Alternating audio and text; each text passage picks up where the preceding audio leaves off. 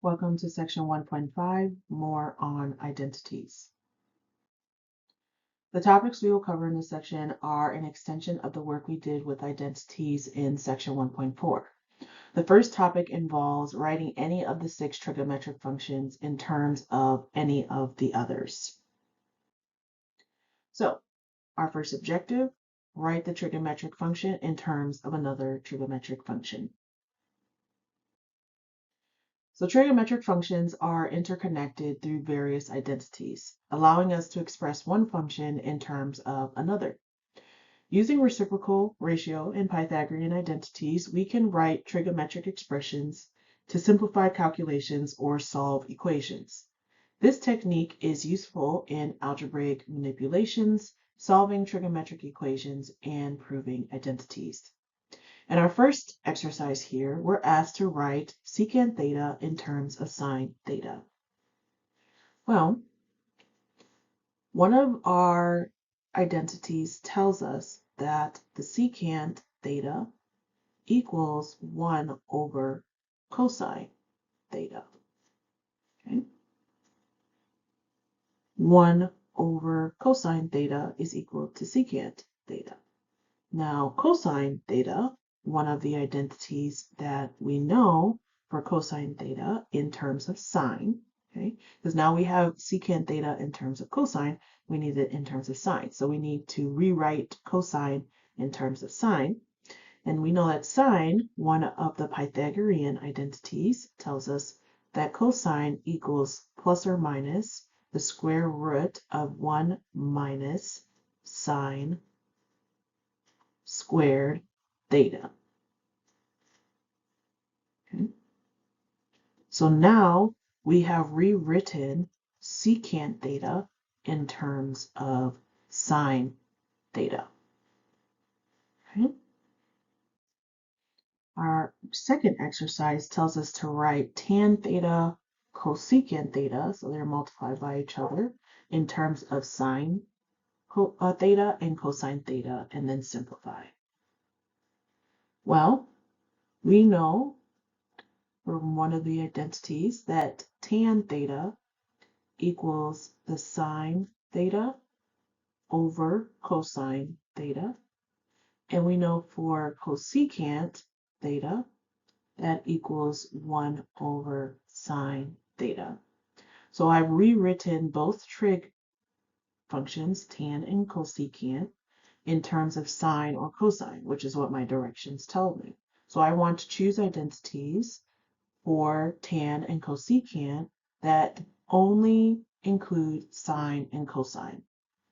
So now I can take my expression tan theta cosecant theta and rewrite this. So tan theta was sine theta over cosine theta times secant theta, which was 1 over sine theta.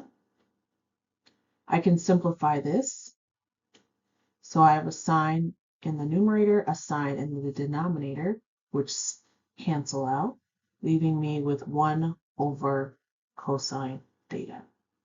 So the tan theta times cosecant theta equals 1 over cosine theta. All right, our second objective, simplify algebraic expressions involving trigonometric functions.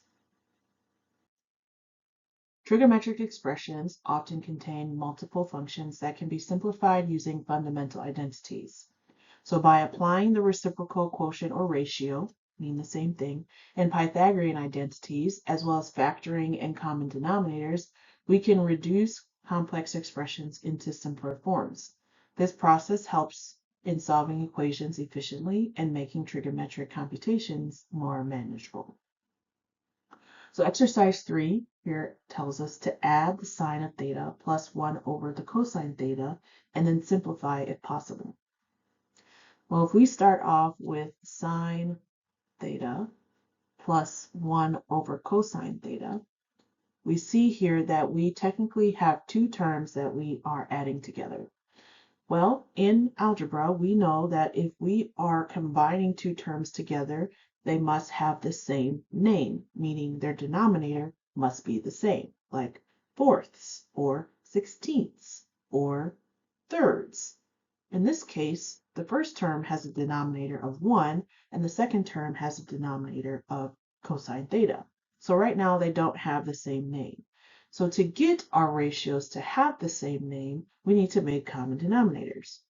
So what we're going to do is we're going to multiply that first term by cosine theta in the numerator and in the denominator,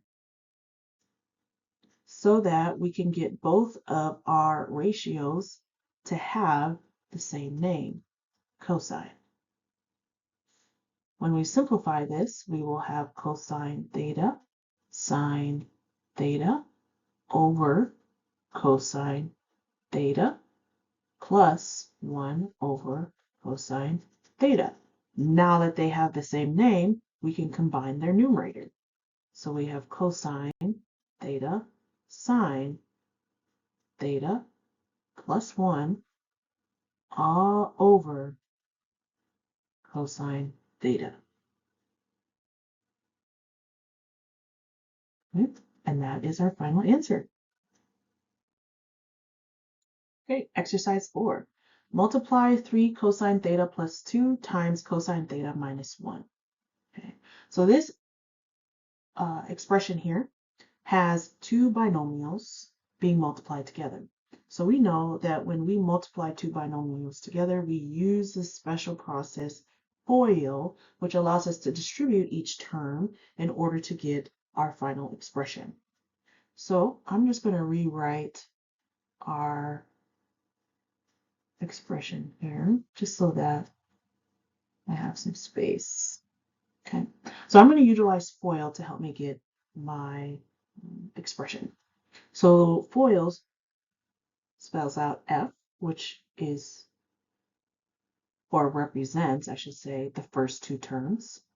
So F represents the first two terms, which is 3 cosine theta, and we're multiplying them together, times cosine theta.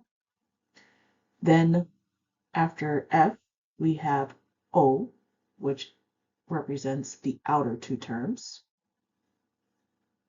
So that would be 3 cosine theta times -1.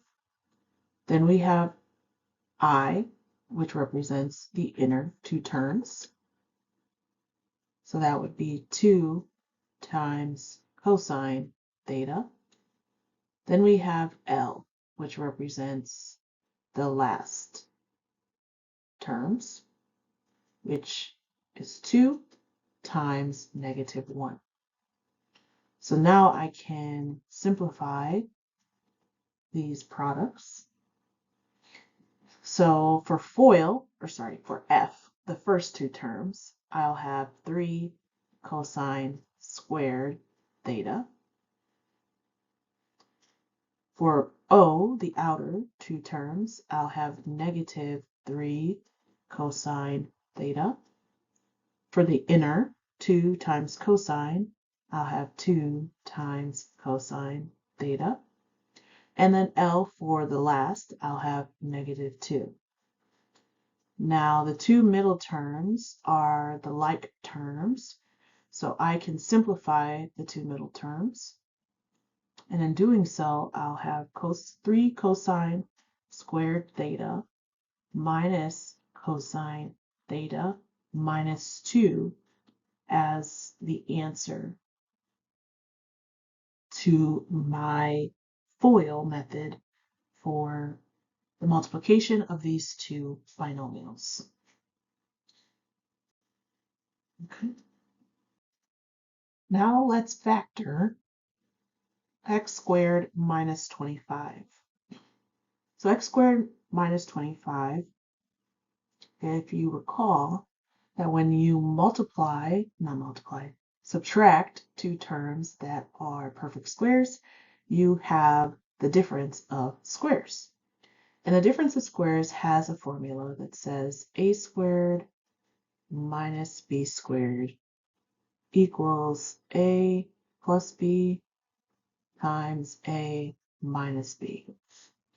So if we take the value that's being squared in the first term minus the value that's being squared in the second term, we can substitute those values into this formula to get our answer. So in our problem, we have x squared minus 25. So in this binomial, A is going to be x because that's what's being squared in the first term. In the second term, we have 25. So we need to figure out, okay, what value squared will get us 25? And that value is 5. Okay, so B is 5. So now that I know A is x, B is 5, I can substitute it into my formula. So I have x plus 5 and x minus 5 as my two binomials. So this is the factored form of x squared minus 25. So we can take this same idea and apply it to a binomial that involves trigonometric identities. So we're asked to factor cosine squared theta minus 25. So in this problem, the first term, cosine, is what is being squared. So A is going to equal cosine. In the second term, 25, we know 5 would be the value squared that equals 25. So A equals cosine theta, B equals 5. So if we substitute that into our formula, we'll have cosine theta plus 5 times cosine theta minus 5. Okay, and that is the factored form of cosine squared theta minus 25. All right, our third objective. Prove trigonometric identities using the 6 basic identities and algebra.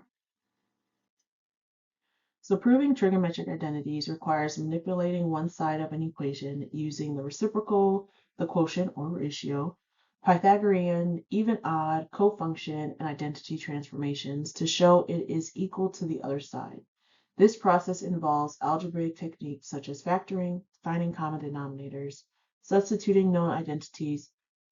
Mastering this skill strengthens understanding of the trigonometric relations and enhances problem-solving abilities.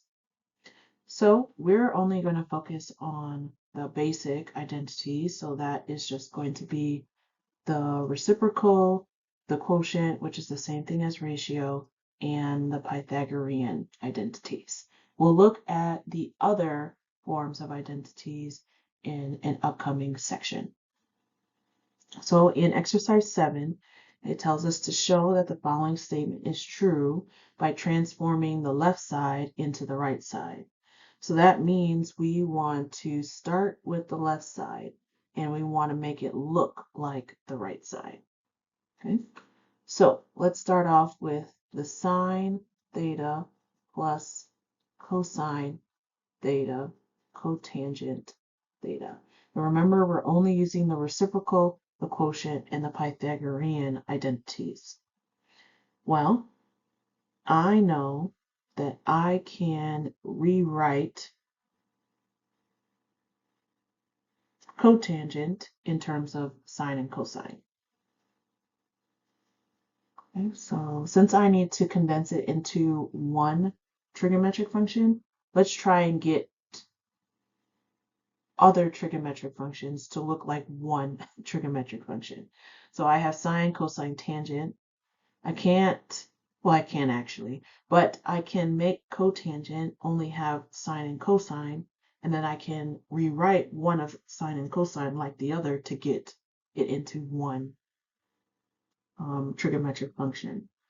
Also note too that cosecant is the reciprocal of sine. So I need to rewrite cosine and cotangent in terms of sine. But let's first start off with cotangent. Let's do them one at a time. So sine of theta plus cosine theta And cotangent, we know from the ratio identity, is cosine theta over sine theta. Okay. So if we were to simplify this a little bit, we would have sine theta plus cosine squared theta over sine theta. So now we have two terms, but we want it to only be one term. So we need to combine these two terms into one. So we'll make common denominators, which means we'll be multiplying this term by sine theta in the numerator and sine theta in the denominator so that we can get common denominators. So that would make sine squared theta plus cosine squared theta, and my denominator would be sine theta. Okay, now my numerator here looks awfully familiar to one of the Pythagorean identities where sine squared theta plus cosine squared theta equals 1. So I can rewrite that as 1 over sine theta, and 1 over sine theta is part of the reciprocal identity for cosecant theta. All right. And so we were able to show that sine theta plus cosine theta times cotangent theta equals cosecant theta. That was a lot of fun. Let's do another one. All right, number 8, exercise 8. Prove the following identity. Cosine theta plus sine theta, that quantity squared, equals 2 cosine theta sine theta plus 1. So since our problem didn't tell us which side to prove, I want to prove that the left side looks like the right side. Usually when you have problems like this, you can choose which side you would like. I'm just going to stick with going from the left, making it look like the right. So cosine theta plus sine theta squared is the same thing as cosine theta plus sine theta times cosine theta plus sine theta. So I'm utilizing FOIL to help me evaluate multiplying these binomials together. When I do that, I will get cosine squared theta plus 2 sine theta cosine theta plus sine squared theta. Okay. Now I have two terms here that are involved in a certain Pythagorean identity. So I'll have 2 sine theta cosine theta plus cosine squared theta plus sine squared theta. And I know these two terms equal 1. So 2 sine theta cosine theta plus 1 is my value, but I want to make this look like the right side. So I'll just move these terms around because it's the same thing. And I now have the right side of my equation. 2 cosine theta sine theta plus 1. All right.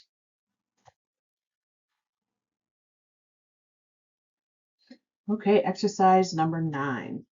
Simplify the expression the square root of 16 minus x squared as much as possible after substituting for cosine theta for x. Okay. So if x equals 4 cosine theta,